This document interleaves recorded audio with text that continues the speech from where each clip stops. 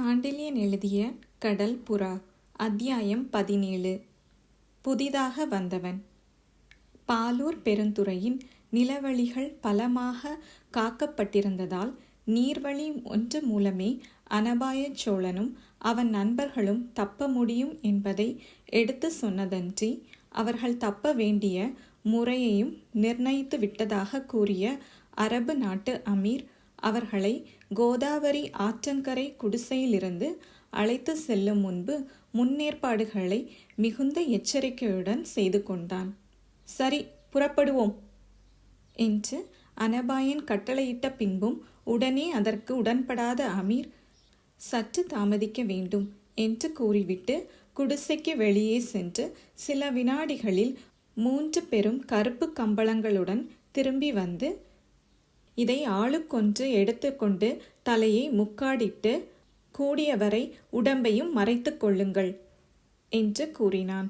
அவன் சொன்னபடி அவர்கள் போர்த்தி கொண்டதும் அனபாயனை பார்த்த அமீர், அந்த பழைய நடை தங்களுக்கு ஏற்கனவே பழக்கமானது, நான் சொல்லித்தர வேண்டிய தேவையில்லை என்று கூறி புன்முறுவல் செய்து மற்ற இருவரையும் நோக்கி, இதோ பாருங்கள், எனக்கு பின்னால் நீங்கள் இருவரும் முதுகை வளைத்து தலை குனிந்து இப்படி அடக்கமாக அரை ஓட்டமும் அரை நடையுமாக வரவேண்டும் என்று சொல்லி அவர்கள் வரவேண்டிய முறையை விளக்க தம் பெரும் சரீரத்தை வளைத்து தலையை குனிந்து கால்களை குறுக்கி குடிசையின் அப்படியும் இப்படியும் 2-3 முறைகள் ஓடியும் காட்டினான். அத்தனை பெரிய சரீரத்தை தூக்கி கொண்டு அமீர் ஓடியதே பெரும் வியப்பாயிருந்தது கருணாகர பல்லவனுக்கு. அப்படியிருக்க அவன் தங்களையும் அப்படி ஓடி வர வேண்டும் என்று வற்புறுத்தியது விந்தையின் எல்லையை தொடவே கருணாகர பல்லவன் கேட்டான், தங்கள் பின்னால் இப்படி ஓடுவதின் பயன் என்ன என்று. அமீரின் கண்கள் மிகவும் விஷமத்துடன் கருணாகர பல்லவனை ஏறெடுத்து நோக்கியதன்றி உதடுகளும் விஷமத்துடனே சொற்களை உதிர்த்தன. உயிர் காப்பாற்றப்படுவது போதிய பயனல்லவா என்று கேட்டான். அமீர் குடிசைக்கு வந்தது முதல் பேசிய பேச்சை கேட்டு வியப்பெய்திருந்த இளைய பல்லவனுக்கு அவன் கடைசியாக பேசிய பேச்சை கேட்டபோது வியப்பு பன்மடங்கு அதிகமாயிற்று.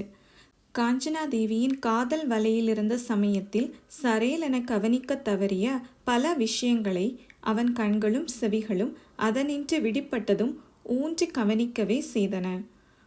முதலாக இளைய பல்லவன் கவனித்தது அந்த அரபு நாட்டான் பேசிய தமிழ் மொழியின் தெளிவுதான்.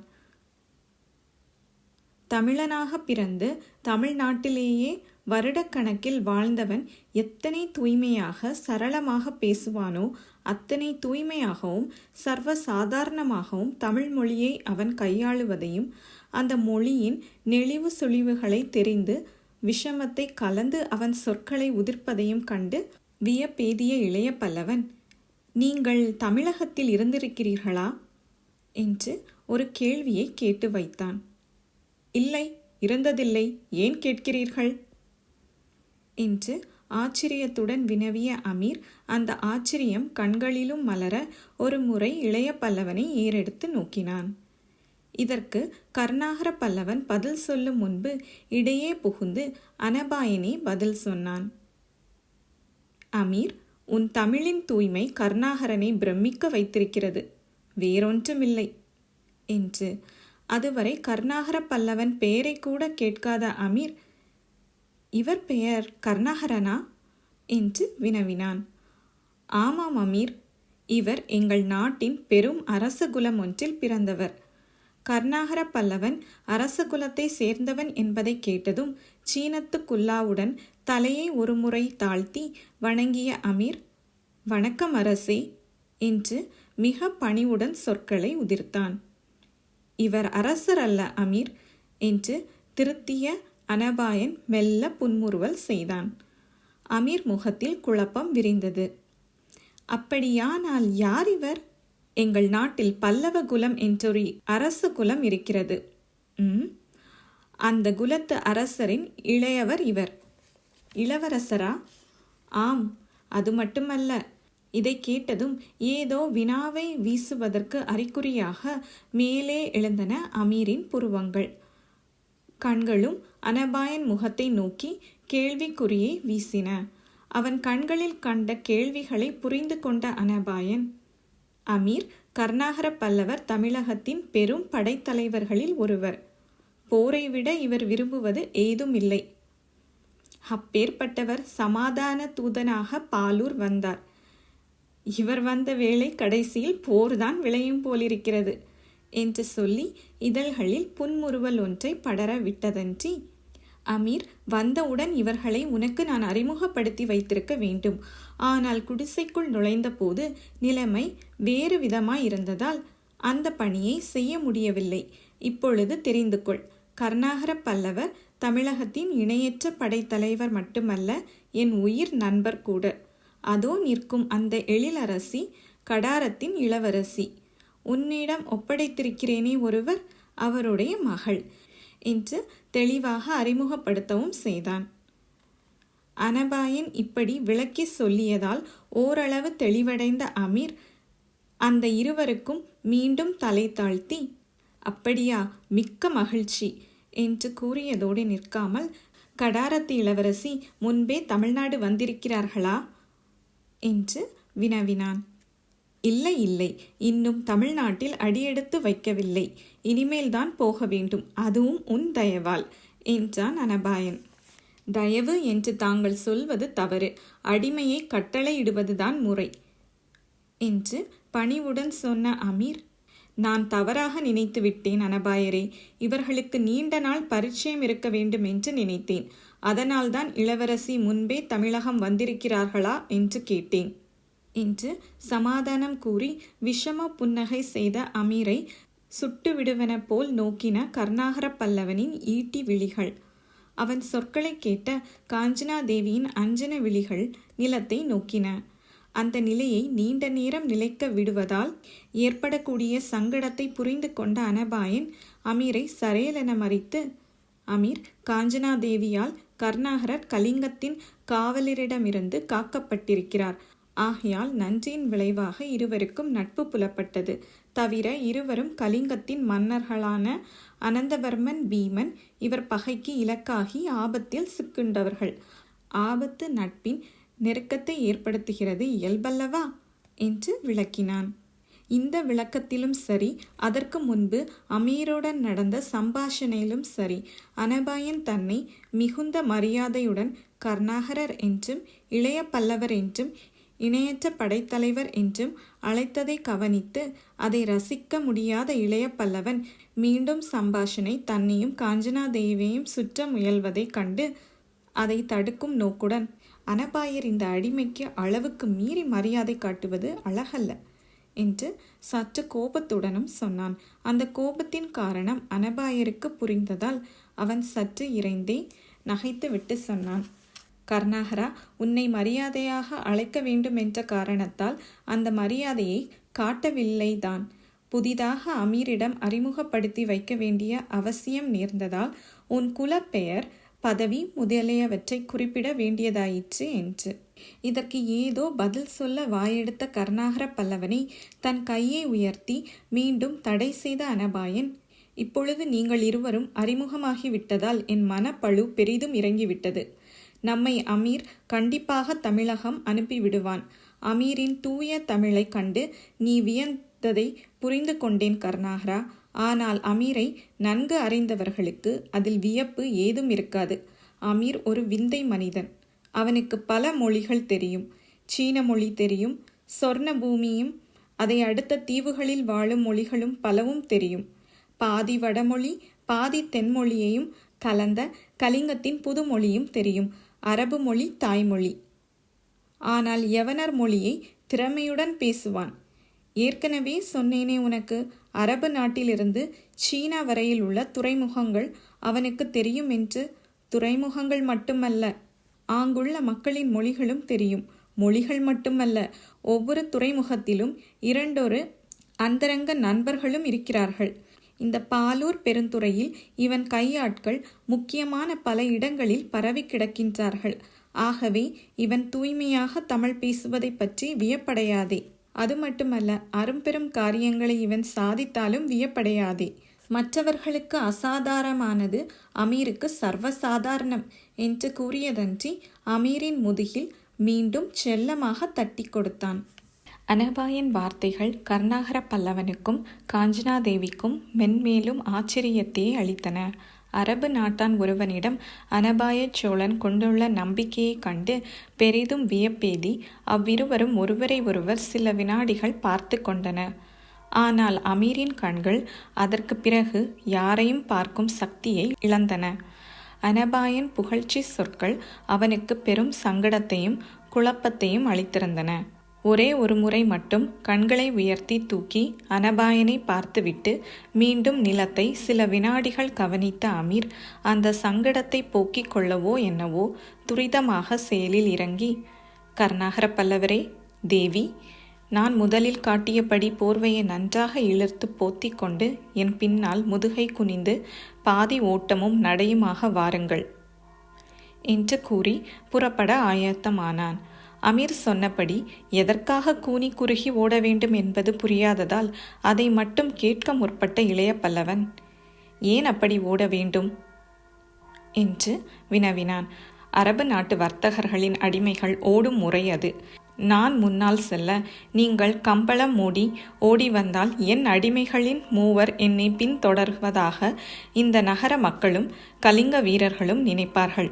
தோப்பு முகப்பை தாண்டியதும் நீங்கள் அந்த முறையை பின்தொடர்ந்தால் போதும்.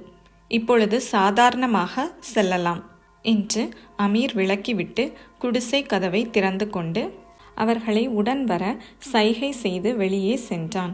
அவன் கூறியபடியே அனபாயன், கருணாகரன், காஞ்சனாதேவி மூவரும் தலையிலிருந்து கால்வரை முக்காடிட்டு கம்பளங்களுடன் குடிசையை விட்டு வெளியே வந்து அமீரை பின்பற்றி சென்றார்கள். இரவு நன்றாக ஏறிவிட்டதால் தோப்பில் பயங்கர இருள் சூழ்ந்து கொண்டது. அந்த இருளை இன்னும் அதிக பயங்கரமாக அடிக்க சற்று தூரத்தே இருந்த கோதாவரியின் பிரவாகமும் கடலும் சேரும் இடம் பெரும் இரைச்சலை கிளப்பிவிட்டு கொண்டிருந்தது. நல்ல ஸ்வரத்துடன் கூவும் பட்சிகள் அந்த தோப்பில் இருந்தும் அவை அதிகமாக சப்திக்காமல் ஏதோ ஓரிரு ஆந்தைகள் மட்டும் அலறியது பயங்கரத்தை உச்சத்துக்கு கொண்டு போயிருந்தது. அந்த இருட்டையும் பயங்கரத்தையும் சிறிதும் அலட்சியம் செய்யாமல் அமீர் சர்வசாதாரணமாக அந்த அடர்ந்த தோப்பில் நடந்து சென்றான். அசையக்கூட முடியாத பிரம்மாண்டமான சரீரத்தை தாங்கிய அமீர் நடந்த வேகம் இளைய பல்லவனை பெரும் அதிர்ச்சியில் அமிழ்த்தியது. அவ்வப்போது பின்வருபவர்களை அமீர் பார்வையிட்ட போது அத்தனை இருட்டிலும் காட்டுப்பூனையின் கண்களைப் போல் பளிச்சிட்ட அமீரின் விழிகளை கண்ட இளைய பல்லவன் காட்டுப்பூனைக்குள்ள தந்திர நடையும் திருப்பமும் அமீரின் கால்களில் இருந்ததைக் கண்டு, அனபாயர் நட்பு கொண்டிருப்பது சாதாரண மனிதனல்ல என்று தனக்குள் சொல்லிக் கொண்டான். அமீர் வழிகாட்டி முன் செல்ல அவனுக்கு பின்னால் அனபாயன் செல்ல, அனபாயனுக்கு பின்னால் இளைய பல்லவனும் காஞ்சனாதேவியும் அக்கம் பக்கத்தில் நடந்தார்கள். அமீரின் நடை வேகம் அதிகமாயிருந்ததால் சில சமயங்களில் காஞ்சனாதேவி இஷ்ட விரோதமாக அரை ஓட்டமும் அரை நடையுமாகவே செல்ல வேண்டியிருந்தது. அப்படி மற்றவர்களை பிடிக்க சற்று துரித நடையை காட்டிய போதெல்லாம் அவள் அழகிய சரீரம் பக்கத்தே நடந்த இளைய பல்லவன் உடலுடன் மோதியது. அக்கம் பக்கத்தில் இருப்பவர்களே சரியாக தெரியாத அந்த இருட்டில் முன்னே செல்பவர்கள் பின்னே வருபவர்களை பார்க்க முடியாதென்ற தைரியத்தில் காஞ்சனாதேவியின் இடது கையும் கருணாகர பல்லவனின் வலது கரமும் அடிக்கடி ஒன்றுபட்டு பிரிந்து கொண்டிருந்தது. அந்த அசாதாரண இருட்டு, அவர்கள் இருந்த அபாய நிலை, இந்த இரண்டையும் லவலேசமும் நினைத்து பார்க்காமல் ஏதேதோ எண்ணங்களில் உள்ளங்களை அலைய விட்டு கொண்டு அந்த இருவரையும் திரும்பி பாராமலே தீவிரமாக தோப்பில் நடந்து சென்றான் அமீர். தோப்பின் பெரும் மரங்கள் இலைகளை நிரம்ப உதிர்த்தி இருந்ததால் பாதை மொத்தென்றே இருந்ததென்றாலும் இரண்டொரு சுள்ளிகள் கால்கள் இடறி வருந்தவே செய்தன. அப்படி பாதங்களில் சுள்ளிகள் தட்டுப்பட்ட சமயங்களில் காஞ்சனாதேவியை சற்றென்று தன்னை நோக்கி இழுத்து கொண்டான் இளைய பல்லவன். காஞ்சனாதேவியின் பஞ்சு பாதங்களுக்கு அந்த சுள்ளிகள் தைத்து பெரும் வேதனையாக இருந்தது. அந்த துன்ப வேதனை அதிகமா அல்லது இளைய பல்லவன் அதை சாக்கிட்டு தன்னை வலது கையால் இழுத்தணைத்த துன்ப வேதனை அதிகமா என்பதை ஊகிக்க முடியவில்லை கடாரத்து கட்டழகிக்கு. அப்படி துன்பமும் இன்பமும் கலந்ததால் ஏற்பட்ட வினோத உணர்ச்சிகளுக்கு இலக்காக்கி கொண்டே நடந்தாள் அவள். நெடுந்தூரத்திற்கு ஒரு தடவை குறுக்கிட்ட ஓரிரு குடிசைகள் வீசிய தீப்பந்தங்களின் சிற்றொளியில் மட்டும் சற்று நிதானப்பட்ட அந்த காதலர்கள் இருவரும் மற்ற சமயங்களில் உள்ள கிளர்ச்சியுடனே அமீரை பின்பற்றினார்கள். அப்படி ஒரு நாளிகை நடந்து சென்றதும் தோப்பின் முனை வந்துவிடவே அமீர் சரேல் என்று திரும்பி, இன்னும் சிறிது தூரம் நாம் பாலூரின் சிறு வணிகர் வீதியில் நடக்கும்படியாயிருக்கும். நான் சொன்னது நினைவிருக்கட்டும் என்று கூறி தோப்பை கடந்து வீதிக்குள் நுழைந்தான். அமீர் அந்த வீதிக்குள் நுழைந்ததுமே தனது கம்பளத்தை பலமாக இழுத்து முகம் தெரியாமல் முக்காடிட்டு கொண்ட அனபாயன் குனிந்து நடையும் ஓட்டமுமாக செல்ல துவங்கினான். அவன் காட்டிய முறையை மற்ற இருவரும் பின்பற்றவே 3 அடிமைகள் பின்னால் ஓடிவர செல்லும் பெரும் வணிகரென அமீர் அந்த வீதியில் நடந்து சென்றான். வீதியின் வீடுகளில் தீப்பந்தங்கள் அப்பொழுது நன்றாக எரிந்து கொண்டிருந்தன. அடிமைகளுடன் சென்ற அமீரை பலரும் விசாரிக்க ஆரம்பித்தார்கள். அவர்களுக்கெல்லாம் தகுந்தபடி பதில் சொல்லி கொண்டும் பெரிதாக இடி இடியென அடிக்கடி நகைத்து கொண்டும் தன் மகிழ்ச்சியை காட்டிக்கொண்டு சர்வ சாதாரணமாக அமீர் சென்றானானாலும் அவன் கண்கள் மட்டும் அக்கம் பக்கத்தை மிக கூர்மையுடன் ஊடுருவி நோக்கி கொண்டிருந்தன. சில நிமிடங்களுக்கு ஒரு முறை அந்த வீதியிலும் கலிங்கத்தின் காவல் வீரர்கள் புறவியில் அமர்ந்து சென்று கொண்டிருந்தார்கள். அவர்களுக்கும் அடிக்கடி தலை வணங்கி தன் 2 கரங்களை உயர்த்தி உயர்த்தி மரியாதையை காட்டிக்கொண்டும் அடிமைகளையும் தனது தடித்த குரலால் அடிக்கடி விரட்டியும் நடந்து சென்ற அமீர் அந்த சிறு வணிகர்கள் வீதியிலிருந்து பெரு வணிகர் வீதிக்குள் நுழைந்தான்.